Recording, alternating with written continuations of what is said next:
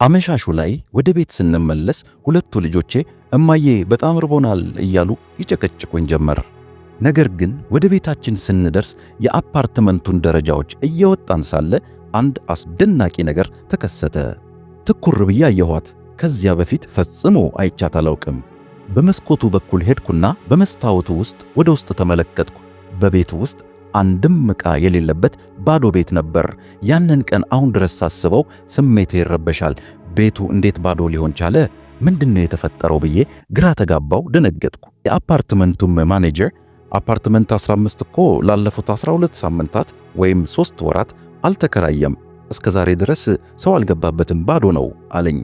በዚህ ጊዜ አንድ ተአምር በሕይወቴ እንደተከሰተ አወቅኩ። ውድ የሱፐርናቹራል ቻናል ቤተሰቦች ይህንን አስደናቂ ምስክርነት እስከ መጨረሻው ተከታትላችሁ ላይክ እና ሼር ማድረግ እንዲሁም እግዚአብሔር ፍቅር ነው እያላችሁ ኮሜንት ማድረግ አትርሱ። አይቪ ኦልሰን እባላለሁ። ጊዜው በ1969 ዓ.ም ነበር። ከባሌ ጋር የተፋታው እና 2 ወንዶች ልጆቼን ብቻዬን የማሳድግ ከሕይወት ጋር የምጋፈጥ ወጣት እናት ነበርኩ። በወቅቱ ባለ 1 መኝታ ክፍል አነስተኛ አፓርትመንት ተከራይቼ ገብቼ ከልጆቼ ጋር መኖር ጀምሬ ነበር። የገንዘብ እጥረት ነበረብኝ። አዲስ በጀመርኩት አንድ ዶክተር ጋር በምሰራው ሥራ እንኳ የማገኘው ገቢ በቂ አልነበረም። ዓመት በዓል ሲመጣ ደግሞ ጭንቀቴ ይበልጥ ይጨምራል። በሕይወቴ ካከበርኳቸው የታንክስ ጊቪንግ በዓላት ሁሉ ለእኔ በጣም ከባድ ታንክስ ጊቪንግ የነበረው ከባለቤቴ ጋር ከተፋታን በኋላ ያከበርኩት ነበር። የዚያን ቀን ጠዋት ከእንቅልፌ ስነሳ በዓሉን በብቸኝነትና በባዶ ቤት የሚበላ የሚጠጣ በሌለበት ከልጆቼ ጋር እንዴት ነው የማከብረው የሚለው አስጨንቆኝ ነበር። በቤታችን የነበረን የተጠበሰ ስጋና 3 ዳቦ ብቻ ነበር። በጣም አዘንኩ፣ ተስፋ ቆረጥኩ። ልጆቼን ግን እግዚአብሔርን ማመን እንዳለባቸው ነግሬያቸው ከቤታችን አቅራቢያ ወደሚገኝ የመናፈሻ ስፍራ ወይም ፓርክ ይዣቸው ሄድኩ።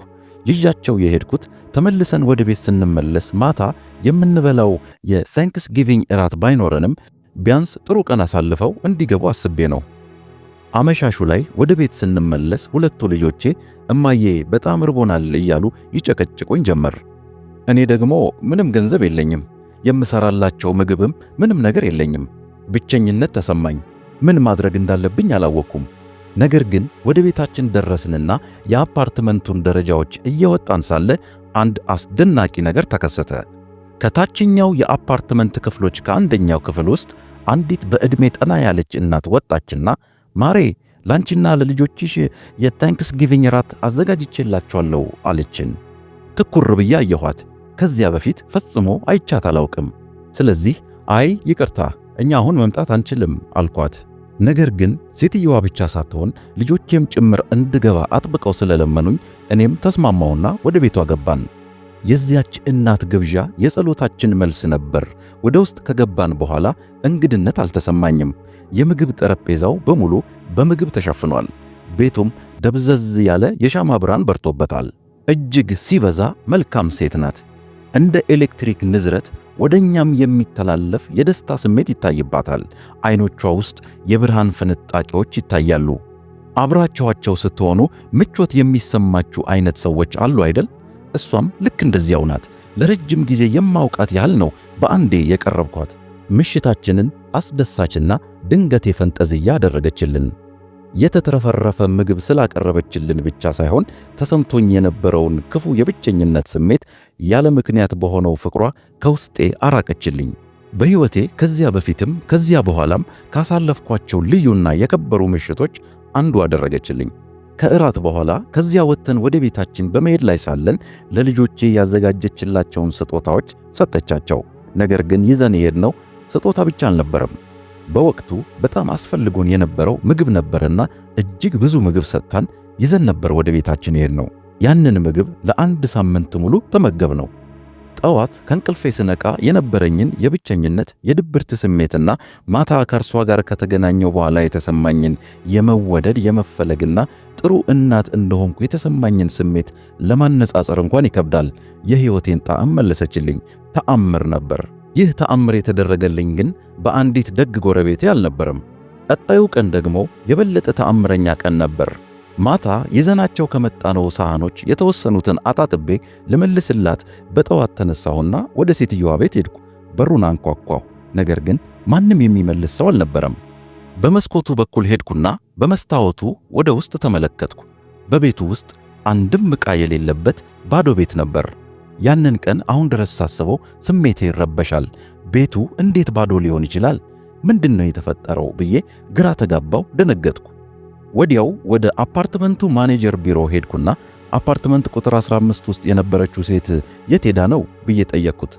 እሱም ግራ በመጋባት ትኩር ብሎ አየኝና አፓርትመንት ቁጥር 15 እኮ ላለፉት 12 ሳምንታት ወይም 3 ወራት አልተከራየም፣ እስከ ዛሬ ድረስ ሰው አልገባበትም፣ ባዶ ነው አለኝ።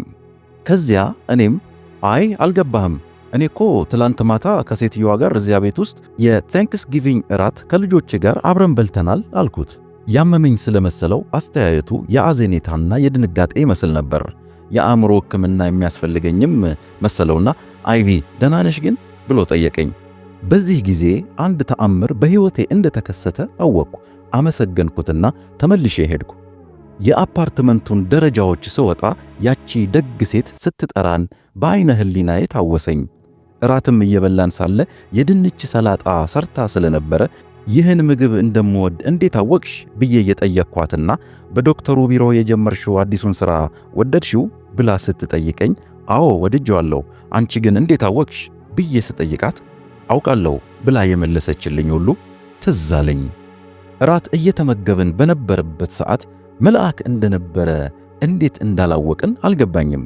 ነገር ግን ከ57 ዓመት ዕድሜዬ ውስጥ ለአንድ ሰዓት ከ30 ደቂቃ የተካፈልኩት ምክንያት አልባ ፍቅር ሕይወቴን ለአንዴና ለዘላለሙ ቀየረው እና እኛም ከእግዚአብሔር የተቀበልነውን ይህንን ፍቅር ለሰዎች ብናካፍል የብዙ ተስፋ የቆረጡ ሰዎችን ሕይወት እንቀይራለን ብዬ አምናለሁ። አይቪ ኦልሰን ከመልአክ ጋር እራት ከተመገበችበት ቀን በኋላ አንድ ቃል ገባች።